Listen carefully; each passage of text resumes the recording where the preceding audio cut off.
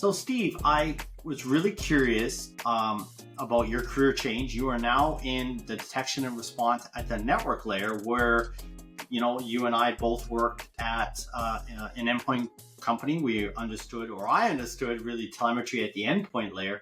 But I'm not familiar with the network layer, so I thought this would be really good. That maybe you can educate me on the network space when it comes to this kind of technology.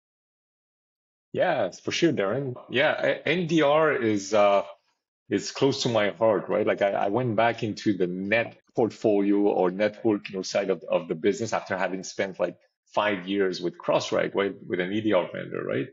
And I would say that the great thing about NDR is that it gives you the visibility that you don't often have with EDR, right? And when I talk to customers, they often say, well, I have an EDR, right? My hosts are covered, my laptop are covered. Why do I need, NDR at the network layer?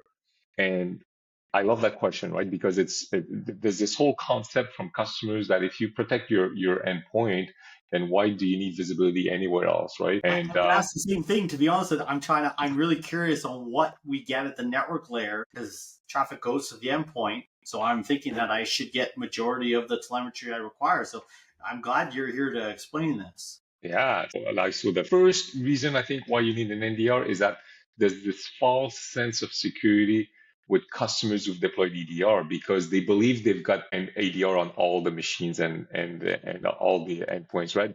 But they never do because nobody is really good at asset management, right? And I remember when you and I worked at CrossRite, I remember that we've always had customers who would say, "Hey, I've got about 500 servers." And so they get a license for 500. And then when we start deploying, CrossRite had this tool called Discover. And then you would start discovering all these assets that they didn't know they had. Servers would pop out, machines would pop out that they didn't account for, didn't have EDR on it, right? And and they would never have known unless they have some tool to discover assets. So I think that's one of the first really use case, right? Because That's a you great never use. know exactly what you got out there, right? Absolutely. It's a great use case because I actually remember a client calling once and said they were breached and how could we have missed it? And then it turned out they forgot to install the sensor on those endpoints. Yeah, So it's yeah, so true, right? It's always like that. Sometimes we have like CrossRite customers who got breached and they didn't get breached because they didn't have, let's see, the tool because the tool wasn't proper. It's just that they forgot to install it or they had like gaps in their environment because they didn't know they had servers there or they had a lab somewhere, right?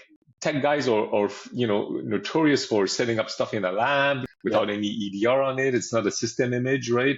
And When then you see boom, that that's how. breach that comes out right now, like is talking about it's always a lab machine that Yeah, right. you Yeah. breach. So your point is right on. Yeah. Okay. Keep Yeah. going. Sorry. Yeah. Yeah, no, all good, man. So that's the first use case. And then the other use case for, I think, NDR is that, then I'll get into what NDR does, but the other use case for NDR, I think, is the fact that there's a lot of devices out there that do not support an agent. Appliances, a lot of people have appliances out there. A lot of people have printers out there, right? Printers that are running, some open source stuff often. You can't patch it, right? And you've got Wi-Fi APs, right? So you've got all these devices that you cannot put an EDR on. Right? Not that they're not vulnerable, they often are because you don't think of updating your appliances, you don't think of updating your printers, your switches and things like that, right? So there's this whole other gap there, right? Whereas an EDR vendor will support Windows, it will support Linux, Mac, but all of these other obscure OS out there, how do monitor activities to them, Firewalls, right? switches, to your point, Yeah. specific appliances. Yeah. No, that. Cameras, Oh yeah. OT. IoT. Yeah. Yeah, right. So you can't put EDR on these things, right? So Okay. that's where really NDR fits in. And I think I often use the analogy with customers. I'm like, okay, think of your company or think of your network as a subdivision, a community, like gated community, for example, right? You live in a neighborhood, gated community, there's gates at the front, right? That's your firewall. And then you have like all these houses with cameras on it. But I said, what about the street? Who's monitoring the street, right? So if somebody breaks into your house, you'll know your EDR is going to catch it. If somebody's trying to break in through the gate, right, at the front of your subdivision, that's your firewall, it's going to detect it. But once they're in and they're roaming on the street, look with the flashlight looking for, hey, is there a house that doesn't have EDR? Is there a house that doesn't have, a lock on? How do you detect this activity? And that's where NDR fits in. So to me, that's the value, right? Is that NDR is very much a post-compromise strategy, right? Is that your perimeter is failed, right? Yeah. Right? Your perimeter is failed. You don't have the coverage internally. So how do you actually monitor the network? And that's what we do. So what we do, and NDR is super easy to deploy, right? And that's the greatest thing about it, right? Firewalls are hard to deploy, right? You and I know what it takes to deploy a firewall. You and I know what it takes to deploy EDR. You install server, you put stuff in line. So that's complicated. When it comes to NDR, it's all passive, man. You know what? You connect this to a switch port. Just protection. So you're basically doing port mirror? Yeah, so that's exactly how we do this. And that's why like POVs are very smooth as well, right? Because like customers don't have to think about installing software. Customers don't have to think about putting anything in line. So most of our deployments with NDR at Vectra is basically connecting off a span port on a switch, right? And or a lot of customers sometimes already have some kind of technology with packet aggregators, such as Gigamon, for example, right? We can connect to these network taps as well.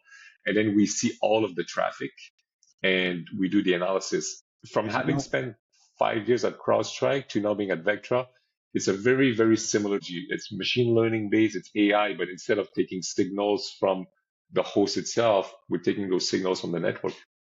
So the port mirror captures the traffic, compares the traffic to the machine learning, and then you guys also capture some of that traffic to, I would assume, improve the machine learning algorithm.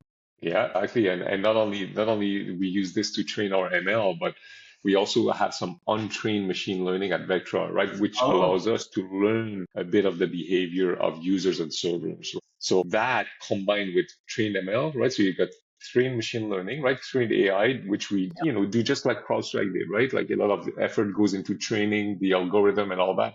But we also combine this with what do we know of the customer's environment, right? And we have this learning period where we'll basically, start monitoring, okay, Derran, what is typical for Derran to do, right? Derran typically comes in, logs on from, and he's pretty typical, same business hours. And then we use this to build a bit of a behavior for not only entity users, but also machine. And so when we start seeing deviations from this combined with RML, then it raises the security score. So is the profile based on the machine or based on the user and or the application?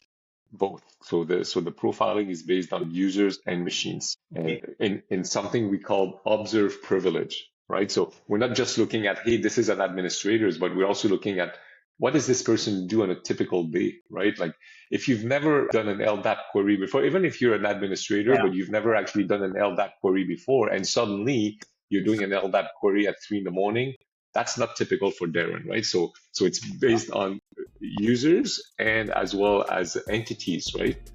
And I loved I'll be honest, I love the analogy, and I knew where you're going with it too. You said it as a little guarded town. I knew you were going to say about the street.